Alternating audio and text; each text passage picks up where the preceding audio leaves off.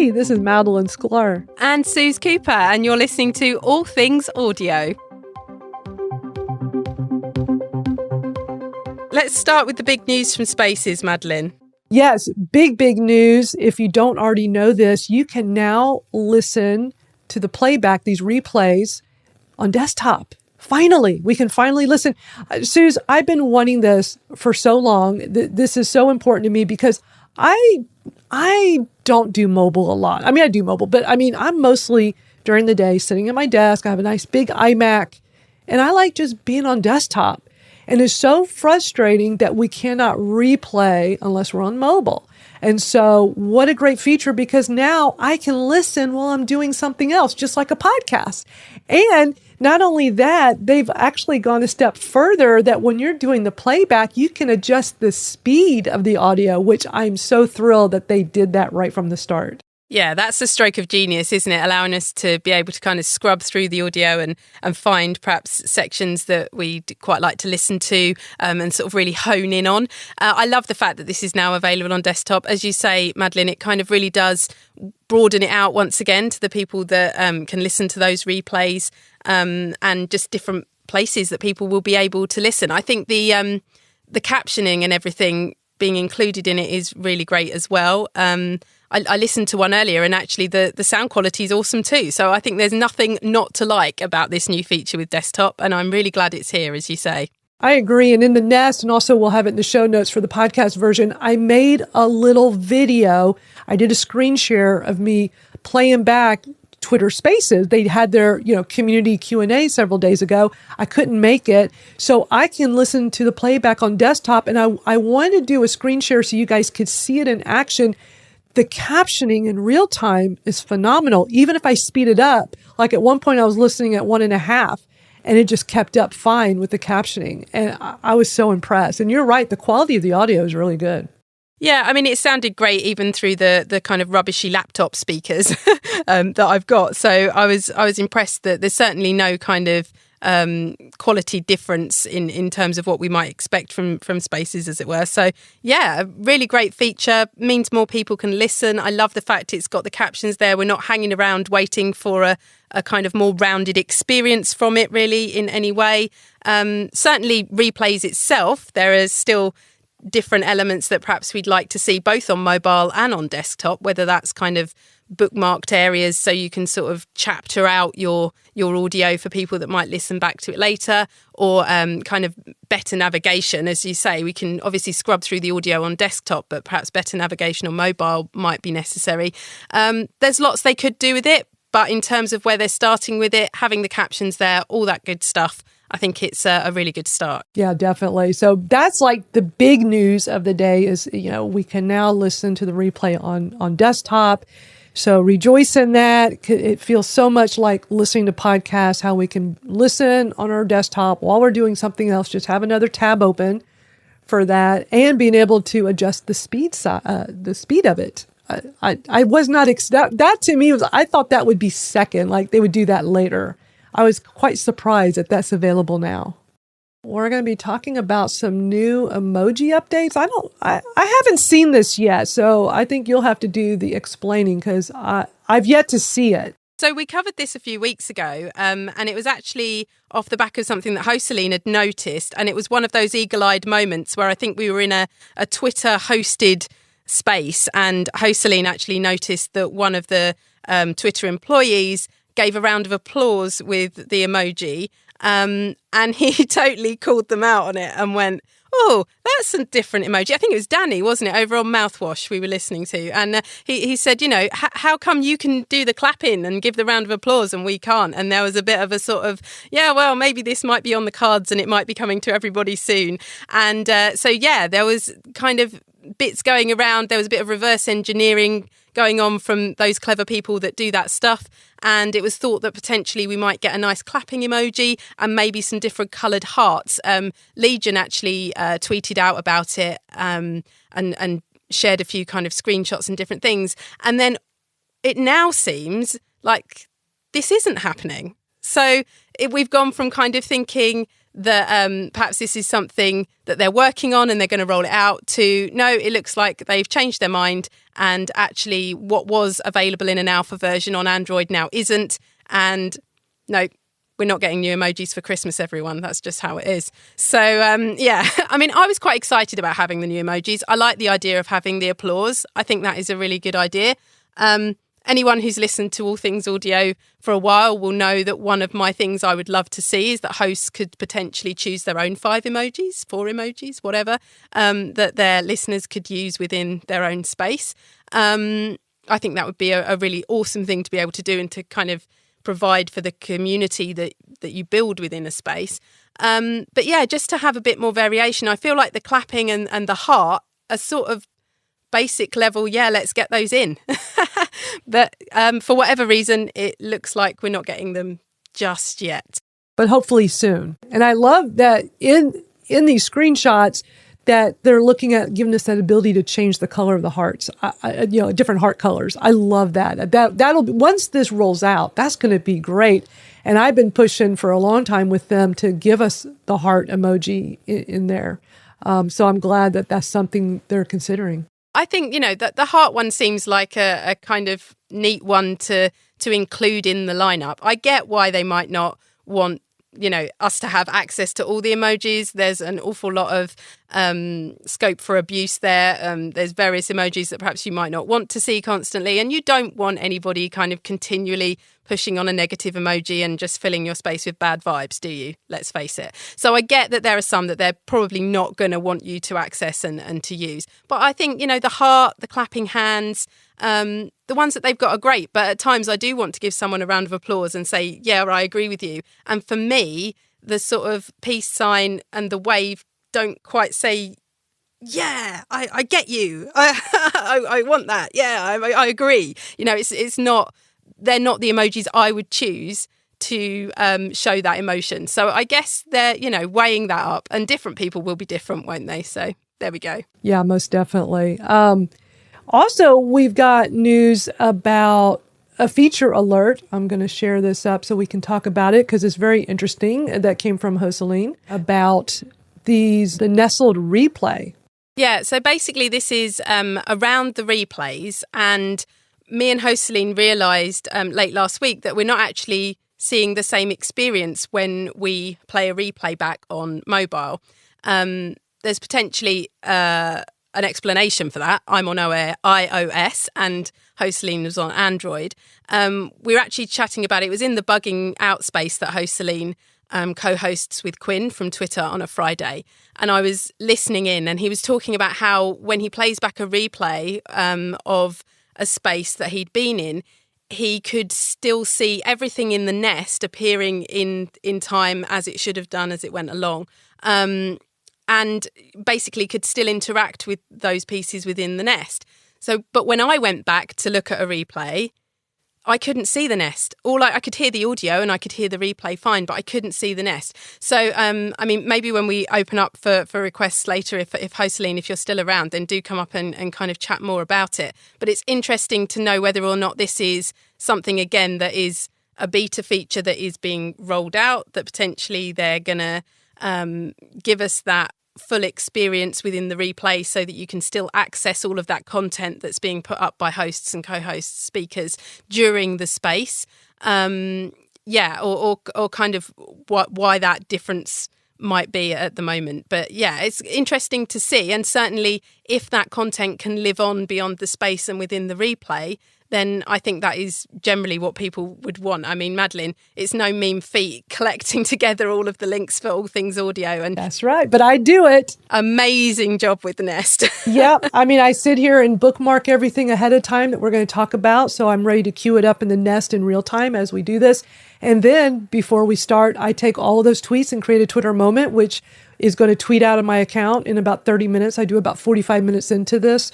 So that's already, although if you want to see it now, just go to my Twitter. If you know how to find somebody's Twitter moments, it's not hard to do. You just top of the profile, click the 3 dots, and that's where you can view somebody's Twitter moments that are public. And so it's out there, it's ready to go. And you can even use it to follow along. But I love how they're working on this feature in the replay. One time I saw the nest on a playback and then it was gone. I never saw it again. So I'm wondering if they were testing it and I got to see it, because I don't see it anymore when I'm in anybody's room on playback. It's not there anymore, or even my own. So, but I'm looking forward to this because, not everybody's doing what we're doing, taking all of this that's in the nest and creating a Twitter moment so it lives on. Because you could either do it as a Twitter moment or just create, thread them all together as a threaded tweet and just have everything that was in the nest. But it's work, and it would be nice that you could replay and everybody can see everything in the nest that was in there in real time.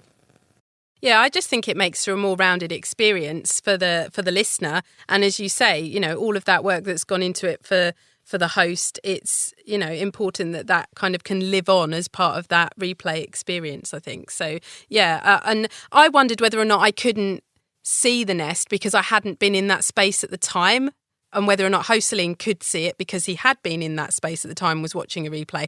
But then I thought that would be so complex in terms of the tech behind it for it to know. I don't know. I mean, how does any of it work, really? And I get that everybody in sort of the beta land, if you like, of Twitter Spaces, some of us have got some features, some of us have got other features that the others haven't got, and nobody can quite work out how Twitter can work that out either. But I did wonder if, because I hadn't been in that space live when it was happening, maybe that was why I couldn't see it. But who knows? It's certainly something they're working on, and another great thing to be bringing to Spaces very soon. Yeah. Exactly. I'm looking forward to it. So I'm really excited. So that's our Spaces news. Now we're going to switch gears and talk about Clubhouse. You've got some Clubhouse stuff you've uncovered in the past 2 weeks. I have got some Clubhouse stuff. And yeah, one of the stories I was hoping to bring last week, which unfortunately our space didn't happen last week, but I wanted to share the tweet that Morgan had shared out about how some people had celebrated Black Friday over on Clubhouse and the use that they'd made of pinned tweets over there. Quite a kind of genius way of doing things, really latching on to kind of a moment in time and running with it. So Morgan had tweeted out that people were starting rooms over on Clubhouse. They were pinning the best Black Friday deals using their pinned links feature, talking about them, and then cashing in, basically. I mean, I guess if you're using affiliate links over there doing that kind of thing as well, then you truly are cashing in. So it's kind of just, it made me realise how people are kind of picking up and running with how can they get the best out of these different social audio platforms and really latch into what's trending, what's happening in the world. I just thought it was a great example of that, really, and wanted to talk a bit about it. But Black Friday just seems like forever ago now, and we're all thinking about the holidays instead, aren't we? Right, exactly. But what a brilliant idea to do that on Black Friday, and that can definitely give people ideas to do this with other holidays or other, make events around, deals and things you're selling and things you want to promote by pinning the deal during your room. I love that. Absolutely. And, if you think about it, there's all kinds of things that you could do this with. If you're, I don't know, you've written a book, an ebook, anything like that, you can pin the link to the top, talk about it, get people to go and explore it a bit more, add it to their basket and check out, and, your quid's in. So there's an awful lot of scope for things like that working. As you say, events, various different things. I just think we're only seeing the tip of the iceberg at the moment, but it's when something like that comes together that the penny really drops on how much of an impact these social audio spaces might have on these different events and dates that we celebrate every year. Yeah, definitely. And, if you're trying to monetize your efforts in social audio, I mean, this definitely can open up some ways, like gives you great ideas of things you could do, even over on Twitter Spaces, not just Clubhouse. Yeah, I'm talking social audio in kind of the broadest sense, really. There are an awful lot of different platforms. I mean, since we started All Things Audio, Madeline, the amount of different apps that there are popping up every single week, and different ones that, they've started in one place, they're now moving and getting bigger, doing slightly different things. We've spoken about Fireside, Soundwave, there's all kinds of different ones on my phone. I've got Dive, I've got Angle, there's loads of them, and all kind of doing different little things, trying to find their niche and trying to find where they fit within this kind of social audio world. And I just find it completely fascinating to see how people are using them and how people are acting differently on each one of them. Just so interesting. Yeah, most definitely. And then more Clubhouse news. You discovered this article about how walks you through how to hide topics from your profile. Talk about that a little bit, because this sounds really interesting. Yeah, so basically Clubhouse changed its interests categories into topics. So, I mean, we've got topics over here on Twitter and can now tag our spaces with those. We've got 10 that we can choose from over here, topics. Over on Clubhouse, you can have these topics displayed on your profile, which you can find them over here on Twitter, but you kind of need to know where to look. It's not completely intuitive.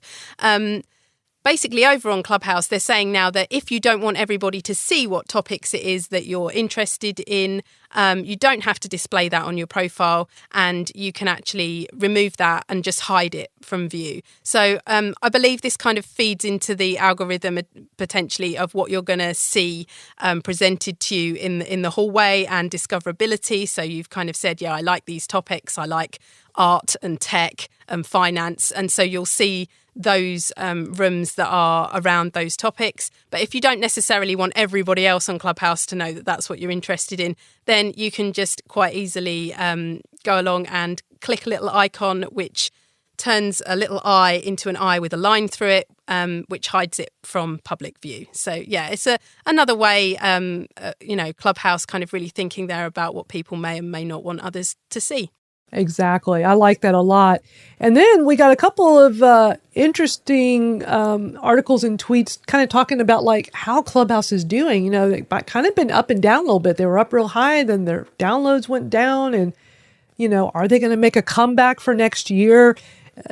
Interesting article about Clubhouse. Is it fading fast? I found that article to be quite interesting. Well, it is, but this is an article from The Wrap, but I kind of felt a little bit like it didn't really have its roots in anything particularly data-driven, and I felt a little bit like it was just a bit clickbaity, really. It's got that Clubhouse fever is fading after fast start with a chart headline, which is, very much... We've heard so many stories about, Clubhouse is dying and everything. And on the very same day, I saw Morgan's tweet, which shows the Sensor Tower graph there for the top 3 iPhone apps and social networking. And most certainly, like in the US this month, Clubhouse is most certainly not dying. There are still people using it. It's shot up in the last few weeks from this particular graph that we're looking at, and has sustained as well. So, it may well be when we open the mic that Morgan's got more to say on this one. But whether or not it really is fading after a fast start, I think, I don't know. I don't see it. I just don't see it fading fast. I see more functionality being put into it. I see more new ideas, different audiences coming, both to Twitter Spaces and to Clubhouse. And I think they're all still finding their feet, and they're not going anywhere anytime soon, as I keep saying. I agree. I think Clubhouse has done a great job. It got people excited about social audio last year. I mean, a lot of people were stuck at home and trying to find new ways to connect with people. A lot of people do not like getting on live video. They don't like live streaming. They don't want to be a part of video. They don't have to worry about what they look like, or they want to be able to talk and listen while they're doing something else. I love being able to be out walking my dog or driving somewhere and still hop on a room in Clubhouse or Spaces and listen to the conversation, get all that knowledge, or even pop in and talk and share my 2 cents. There's so much power in that, not having to worry about, looking at a camera. You certainly, should not be trying to participate in live streaming when you're driving, and being out and about. Audio is going to work way better with your Wi-Fi or even if you're on cellular than video. Video just takes up too much of the data. And so I really could see why it got so popular so fast. And then, of course, everybody else had to jump on board and like, well, let's have our version of social audio on our platform too. But interesting how all this time has passed and who's left standing that are the top, Clubhouse and Spaces. We don't hear too much about all these other ones, even though they're still doing it. But kudos to them for giving it a try. And if their community, like, the whole Spotify, we didn't know if that would take off. I think if they would integrate it into the Spotify app, it would probably get more interest. I would be more interested in it if I didn't have to open a separate app and have 0 followers and nobody knows who I am on this new app. Why not integrate it? That's why Twitter was so smart to keep this as an integration instead of let's just have this separate, like how Periscope, because, Twitter owns Periscope and Periscope was around first. So, they could have incorporated that more. They incorporated it partially, but not fully. Like they didn't get rid of Periscope. But they really didn't have to because it got so big. So I feel like Clubhouse is at that place. They're so big. They're fine as a standalone, but some of these others that are trying to jump into this game, I think would work better if it was. Don't you think it'd be better if it was an integration like Spaces? Yeah, I definitely do. I do think it would. I think people would understand what it is a bit more. I think on its own as Green Room, it's kind of owned by Spotify, but people don't sort of see it as a Spotify platform. So I think if it was part of Spotify, you'd think, oh, that's where we go for our chat about music or podcasts or music. But it would have far more of a specific link to what it's all about. Whereas I think, being a separate app, it just feels too disjointed, and that experience needs to be a lot more flowing for it to work. I mean, the thing is about these social audio apps, they've come along at a time when, and I do lean on this a lot because this is what I do for my job is voice technology. But if you think about the rate at which smart speakers were being picked up and people were starting to talk to their devices, and these things are speakers, so the stuff that comes out of it is audio. We were getting used to listening to more, we were getting used to interacting a bit more with things. So effectively social audio has come along right at that time where many people have got at least one smart speaker in their home, both in the US and the UK. And what it's done is kind of bridged that gap in the middle between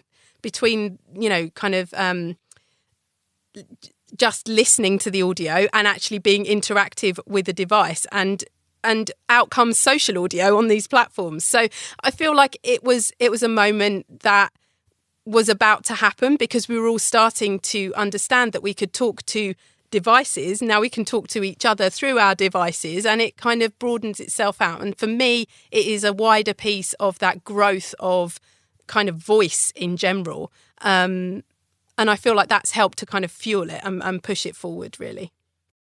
Yeah, I love that. Very well said. And then you found a really great article in Entrepreneur Magazine. I love Entrepreneur. I'm a little biased. I have 2 articles I've written for them this year. One about Twitter Spaces and a more recent one about Instagram Reels. And I love reading articles at Entrepreneur. I think they have really great content in there. But this article was interesting. 5 ways entrepreneurs can harness social audio. What did you think? What's your take on this article? I mean, again, it's kind of a broader look at audio rather than just social. And it looks at kind of how audio can be used to effectively build community, really. They're talking here about how audio allows businesses to connect directly with customers. Again, I would lean on voice. There are an awful lot of brands and businesses out there creating voice experiences so that you can actually speak to them and get kind of those sort of customer services, call center type bits of information via a device rather than having to sit in a call queue, and having that kind of connection that is very much on demand rather than having to sit there on the phone when the call centre's open is certainly something that lots of businesses are looking into. Also, this idea that actually the customer has their own voice and that we can hear it, like social audio gives that that platform for us to be able to hear each other. But there are also lots of other ways that you can use audio in terms of things like voice notes. I know we're going to speak about WhatsApp in a moment, but voice notes and into even website recorders where people can leave messages that you can then either incorporate into your own content, or you can get back to people later on when suits you, and different ways of using those as well. You know, you don't want to be sat there listening perhaps to back audio messages from people, but potentially there are clever ways where if you convert that audio into text, you can use kind of searches within the text to see, okay, who are the people that are talking about perhaps this issue or this topic, and you will then send those to one part of a business. Or, you know, there are different ways that you can handle that audio, and just nice ways of getting in touch with people and building that feeling through actually using our voices, because that's our first port of communication. So yeah, really interesting. Got me thinking about lots of different ways that audio is being used and can be used in the future, because I still don't think we've really seen everything from the use of audio just yet. I agree so much. And, you know, just to jump on that and talking about like the power of social audio, when I just went all in on Twitter Spaces, you know, hosting one room a week was not enough for me. Like, you know, yes, I have 3 separate rooms I'm a co-host of each week. And one idea I've had for a really long time that I thought would be a great way to showcase my knowledge and bring people together as a community is my Saturday room. And George Silverman's here. He's one of my co-hosts, and it's called Twitter Audits. And each week we review Twitter profiles and help people. And initially when social audio was getting going last year, I thought, would this work as audio? Because it's visual. We're looking at people's profiles. We're talking about things with it and how they can make it better. It seems like it would make sense for it to be a live stream show. And I've thought about doing it as a live stream show, but I'm just so over live stream. I got into it very early on, taught courses on how to do it, and just, you know, I like to just move on to the next big thing. And I prefer audio. And I did it as an experiment. I didn't really think anybody would show up, really. I picked a Saturday afternoon because I wasn't busy. I'm like, well, if anybody shows up, this could be fun, but maybe nobody's interested, and that's okay. Because that's, you know, one of my keys to my success being in digital marketing for 25 years. I'm not afraid to just try things and see what happens. It might work, it might not, but you don't know unless you try. I mean, it's one of the reasons why I do really have a tattoo that says, just do it. Like, I don't overthink, I just do. And if it works, great. And if not, okay, tried it, didn't work, move on to something else. And I just love co-hosting this Saturday room and helping people with profiles. And who would have thought using social audio would work so well? And it's so much fun. It's so rewarding. So for entrepreneurs, there's so many ways you can harness the power of social audio. I mean, you know, you and I decided to start doing this room together because, you know, you're such a great audio expert. You know so much. I love audio.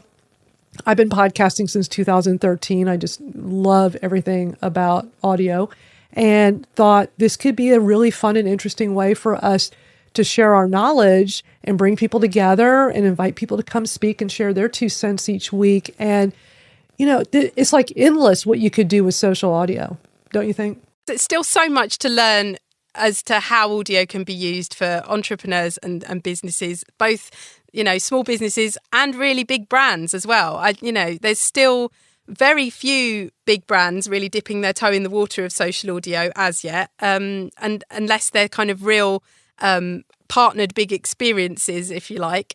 So it's still such early days with all of this. You know, this time last year we weren't doing this, and I know that's hard to believe, but we weren't. So it's crazy how fast this is growing. Yeah, it really is, because last December was when Spaces was just kind of being tested with the employees and slowly developing. You know, I think I was in my first Spaces room with a bunch of Twitter employees. I believe it was either late December or early January. And by February, I was a beta host. It all happened really fast. I can't believe we're coming up on a year with Spaces, which is just amazing. But I hope we're inspiring some of our listeners to get excited and empowered, inspired to like do more with social audio. Start hosting or co-hosting their own rooms and come up with really creative ways to use this as a tool to connect with people. I mean, if anything, is such a great way to share your knowledge and showcase your talents. So a couple of quick articles that you uncovered I want to put into the nest real quick because they're interesting. WhatsApp is going to release 2 new features, including fast forwarding audio messages and improved delete for everyone option very soon. So that sounds interesting. You're always uncovering some really interesting articles for us to share. I mean, I really love the WhatsApp voice note feature and I'm using it more and more myself. I mean, you know, I'm not a cool kid anymore, but I hear that it's what the kids do. I love the fact that you can kind of, I mean, even today, I'm in a WhatsApp group where a couple of us kind of send voice notes to each other. And I missed about, 6 or 7 different messages and I literally played them. And I love the fact it plays one after the other. And I sat there and I suddenly thought, you know what? I'm listening to a podcast by my friends that's been created just for me. And that is exactly how it felt. And it's just a really easy way of communicating. Everybody's doing it. So to enhance those features over on WhatsApp is, no surprise. They know that people want these things. So essentially what this is, while we could always speed up those messages that were sent directly to us, now if someone forwards an audio message to you, you'll also be able to listen to that on double speed if you want to. Because one of the drawbacks is where I missed those 7 messages, I couldn't just skip down to the latest one. I had to listen through to each one. So of course, if those are quite long, then you have to sit and listen through to the whole lot. And the delete option now means that you can go back, or you will be able to go back and delete messages for everybody, audio messages for everyone, no matter how long those messages have been there. Previously, at the moment, you can only delete that message within kind of an hour or so of having left it. But yeah, this new feature that's going to be coming down the line over the next couple of weeks will allow us to go back and delete messages for everyone, no matter how long ago it was that we left them. So yeah, that's another great feature that's being added to it. And then 2 real quick articles I'm going to put in the nest here that you found. A new social app that lets you sell content, get gigs, and earn socially. That sounds interesting, called Colco. So worth, checking out. And I'm going to be posting my Twitter moments that has all of these articles, all these tweets in it. So you don't, if you don't remember or just don't have time to try to save these or bookmark them, don't worry about it because I'm going to post it in the nest in just a moment. And then also another article, an exclusive about Clubhouse. It was interesting why audio is the next big thing in the evolution of social networking. I love that you find really interesting articles for us to pass along to our listeners here. So thank you, Suze. No problem at all. I'm hoping that perhaps Jocelyn might want to come and talk to us a little bit about the replays issue that we were talking about earlier. Hi, Jocelyn. ¿Qué pasa? How are you guys doing? Good to see you. It's been a while. It's been a long time. And every time I go to join, I have some exclusives. So I have some exclusive. What do you want to know first? Twitter Spaces, Meta, YouTube. What do you want? Wow. Let's start with Spaces, definitely. Yeah, let's do Spaces. So let's go back to the things we talked about. So the emojis. All right. So emojis have been, the extra bonus emojis have been delayed, similar to the delay of co-hosting way back when. And I'm going to allude to that. I'm foreshadowing right now. So similar to the issue that we had with co-hosting on Twitter Spaces, it's a delay because when we were testing out showing the emojis, it essentially used to crash, the host or someone else. So they're delaying that. I foresee it being rolled out sometime in the new year.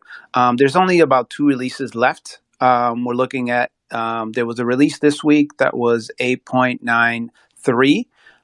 So we should get up to 8.95 by the end of the year, since this is the iOS version, just because of the holiday and things like that.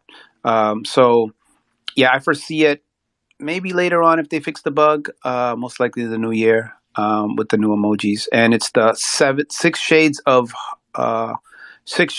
hard colors.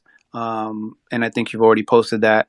And the hand clapping, which is going to replace the 100 and the fist. So according to our alpha testers, that's that. So that's that situation. Nested content.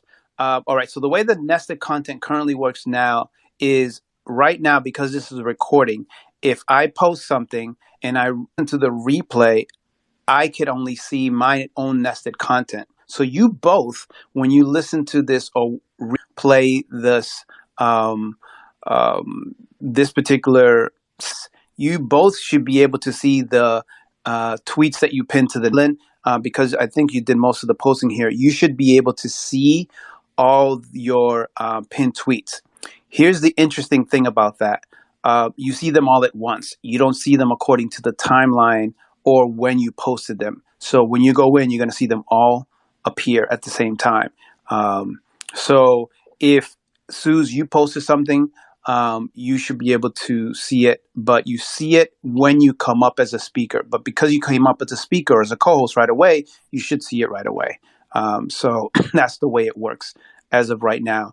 And yes, the objective is to see nested content in the future, because I did bring this up in the community discussion last week about the nested content, and the goal is to have it appear for everybody in the future, but they're working on the technology there. Before I go into the very exclusive stuff, I'm testing the ability to download the audio file from a replay that you listen to on desktop. Right now, I found a bug where Firefox, for whatever reason, doesn't do a replay, but Chrome does. I sent a message to Noah, who's the developer on Twitter that's working on desktop. I haven't heard back. So if that is then that should be really nice. We'll have a way to download our audio, and I'll figure that out and share that. The other thing is that when you have because I've missed some weeks. So then when you do a ticketed space and it's recorded, people on desktop can still see the space because spaces are open for all. They can't listen, but they can see the pinned tweets. So that's something to be aware of. I asked if it was a feature or a bug. It's a bug. So in the future, we might be able to hide the pinned items on desktop if it's a ticketed space for those people that have ticketed spaces. I just wanted to jump back in on the nested content thing. So that wasn't because you were on Android and I was on iOS, because in fact you are on iOS as well. But it was because you had posted that into the Nest during the space that you could see it and I couldn't. Correct. This Android thing. Okay. What is that? No, just kidding. Of course. No, I'm not. So it has to. And I tested this out because I was with.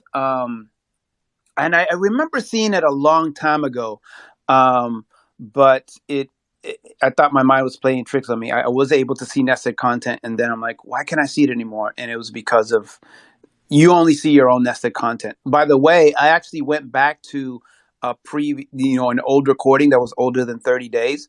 There's somewhat of a glitch. It's like a false flag, false positive. You do get an empty purple box for a second until you click on it, and then you get the listen button that appears, but nothing obviously plays because the audio disappears. So there is kind of like a little hiccup there where you go to a past recorded space and you click on the box, the listen button comes about, you click on it, nothing happens. So that's just like a little caveat there. So I'm going to make a prediction. And I guess it doesn't really matter if it happens or not, but here's the prediction. It has to do with two things. And if you don't mind, I'm going to post them in the Nest. And we'll do a little Trivia Pursuit thing. So the number one hint is this one here. So if you look at the pinned tweet that I posted, it says, your third @ is your co-host. What are you talking about? So that's hint number one. Hint number two is this one here. And I like to do the show and tell. Come on, guys. You know how I roll. So let's get this rolling here. Let me go to my book. I really love the bookmark features. For those people that don't have Twitter Blue, you should get Twitter Blue just for that. All right. So If you see Reggie's post, which came out back to back, his first post was deleted, and then his second post was updated. Can you notice on that tweet something unique about the way he described the space? In particular, the roles of the people in the space. Madeline, Morgan, could you see something unique about the way he promoted it? Let's see if he can pick it up. Well, he's tagging 4 different profiles at the bottom, and your previous tweet was about the third one, the third @, so that would be Morgan Block. Right. So what's their title in the space? We got host, co-host, co-host, co-host. 3 co-hosts, yeah. Yep. Oh. So I predict 3 co-hosts coming up. You heard it here first. Wow. I like the sound of that. I did want to go into Facebook or Meta, if you don't mind. So Meta had a whole interesting angle on their audio room, which is it's tied into communities, which is interesting because it also competes with Twitter's communities. So I posted the link to Meta's or Facebook app, their audio room. They had a whole community discussion there and talking about how they use it. So the way it works now is you could create, as they would say, if you read the link, create, host, and speak on iOS and Android, but listen stop as of right now.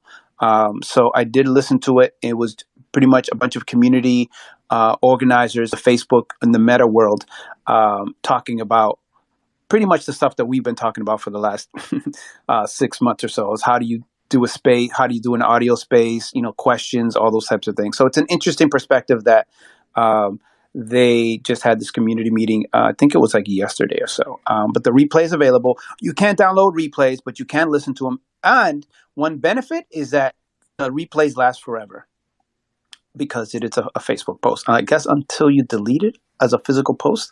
So that's like an FYI there. That's good to know. That's great. Yeah. So, and it's the same relative pitch of like, you don't need any special audio equipment. You could, all the things that we love about this is like, you could go, you don't need to do, I don't need to put on makeup or, put on a wig or whatever, So we got that whole discussion happening on there. So those are the big things that I wanted to share today. We appreciate it. You always know the latest and always give us great scoops here. So thank you so much. You all heard it. You all heard it first from Jocelyn. So the exciting thing I find about that Facebook thing is I've clicked on the link and I can actually hear it over here in the UK as well, because up until now, the audio stuff on Facebook has all been very US based and I've not had any kind of access to it. But this link, I can follow the community that it was posted in and I can play it. So yeah, that's new for me too. A little bit that I could possibly add in from someone we don't hear very often, but it's Reddit talk. So when you're talking about Facebook sort of doing the communities thing and tying their audio rooms to that. So Reddit talk is the kind of one that I've been watching quietly, and they haven't really they've been hosting on subreddits. I think there's 50 subreddits where moderators are allowed to host rooms. And they've been, partnering up and getting, big guest speakers and this sort of thing. Well, without disclosing sources, something we should expect first 3 months of next year is Reddit bringing their own version of recording, their own version of clips, and I think expanding the number of subreddits that can host from about 50 to perhaps 1,000. So that's the other move we're going to see, which will be interesting for Facebook and whether Twitter makes any moves to more closely integrate with communities here, because it seems like those 3 places that that is the kind of direction of travel there. So I don't know if you've heard of that. I hadn't, but I was very intrigued about what Reddit were doing, because it did seem like a very, a very closed experience. As you say, kind of only those 50 hosts that had been given access to be able to have stages and have people up and speaking. And yet, in my mind, Reddit does seem to really lend itself, just like I guess I bracket it in my brain along with Discord, which has always had this kind of audio channel availability. but I feel like there's enough content and topics and community over there that actually social audio should work really well there. So it's really interesting to hear that they're going to broaden that out, and clearly, you know, their beta or their tests up until now have shown that it is something that their users and community really want. So yeah, it's interesting to hear that they're making those updates and changes. Thank you. No, I'm kind of really interested to see where it goes there, because unlike Spaces in Clubhouse, they are at the moment much closer to Facebook, and they're committed that only moderators will be able to create and host rooms, not everybody. And this is one of their attempts to try and control at the beginning the quality of the kinds of discussions. But it also means it's a platform where it isn't. Yeah, I think the ability for anybody to create a space or host a room on Clubhouse is really important. So to what extent those are the same kinds of things or how differences is something I think we'll see next year. So yeah, I mean, I guess that brings me on to the normal Clubhouse things. Oh yes, please. So I've got things that are supposed to be going out this week, and then a little bit on the topics that you mentioned to expand on that. So one of the things that is being tested and will be out on iOS hopefully next week, but soon, is a new what they're calling a room composer. So in the Spaces context, this would be the ability to set up your room before you go live, to add in your pinned links, to select your topics, to choose a title, all that sort of stuff. So it's this much cleaner interface for starting all the different kinds of rooms they have. So I haven't actually seen this yet because it's on Android. I've only seen screenshots, but it does look like a significant improvement. And the other key part there is you'll be able to do things like toggle replays on and off. So this is going to be a way to get people setting up the room and ready to go, particularly when they have the replay on. So you won't have the first couple of minutes of people reaching around and trying to pin links and that sort of thing at the beginning of a replay. So that's going to be great, I think. We've wanted that green room idea over here on Spaces for a while now. I know me and Madeline would really love to have kind of 5 minutes before we actually start the space to press all the recording buttons and whatever. I mean, with each new recording feature that Twitter Spaces allows us, it starts, to become potentially slightly less of an issue with all the setup and everything. Maybe one day we'll get to a stage where it's not such a setup. But for now, it would be great to kind of have that almost closed doors setup moment. So I really like that over on Clubhouse. I hope Spaces are watching. I'm sure they are. Yeah, I mean, you need to sort of take the weight off the hosts a little bit. But I think it's also, as I said, it becomes much more important when replays and recordings are a bigger thing. So you don't have the dead time at the beginning. And I know on Spaces you can select the start time of this, and that does help. Yeah, so on topics, I feel like this, for Clubhouse, is a much sort of deeper expansion of topics than they had previously. So one of the things they've done is they've increased the number of topics from about 150 to thousands. And this is at the moment, a curated list that the team have put together, but they're also accepting submissions for new topics.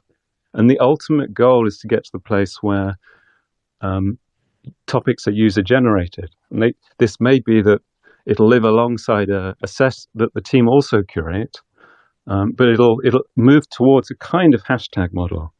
And the other really interesting thing about this is each topic gets its own page.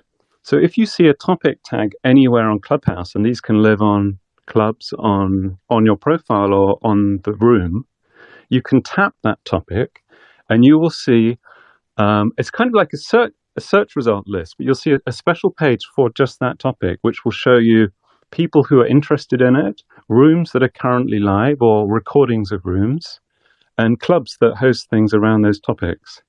So it's another part of building in topics as a form of discovery that also plays into finding replays later on. So yeah, it's I think it's going to be quite a big deal as it goes on, as people start using it. So there's that. It sounds like they've got broader plans for that then. That's got quite a lot of scope, and isn't just around that kind of personal, this is what I'm interested in, but as you say, kind of a bigger discoverability piece. Yeah, I mean, these are what they keep calling other foundational pieces. So this will go together with, we obviously have captions now, which will become transcripts, which will become searchable. All the metadata about who is speaking, which we've seen used in clips and replays. Now we have the topic data, and we'll be able to cluster together who and which rooms of which clubs are around which topics. So you begin to see all the kind of machinery needed to really hone in quickly and identify what a room is about when it's live and get it to the right people. So this is the kind of extensive signal you need to actually get discovery working for live. And it will also be really important for finding people, and maybe soon finding people that you might want to create rooms with. So that's really important. It'll lead to people building and starting rooms together because they'll be able to find each other. And I think that's going to be really, if it works, it's still a huge project, huge challenge, but that's the kind of place we want to get to, I think. Yeah, so it's really like an extension of that building community and a collaboration tool as well, by the sound of it. This is still like the utopian hope. We'll check in this time next year, see how we're getting on. Yeah, see whether or not it's working. Well, thank you very much for your update, Morgan, and for your continued Clubhouse updates, your tweets. Always extremely interesting and keeping us all up to date.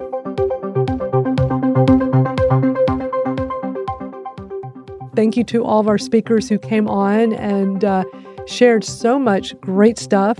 And we're available in all of your favorite podcast apps. We're out there, All Things Audio. You can also go to allthingsaudiopodcast.com as well. You certainly can. And you can catch us here on Twitter and use the hashtag AllThingsAudio, and we'll pick that up throughout the week. So that's it for this week. But thank you so much to everyone that's been here in the space with us and those of you listening. And we'll catch up with you next week. Bye, everybody.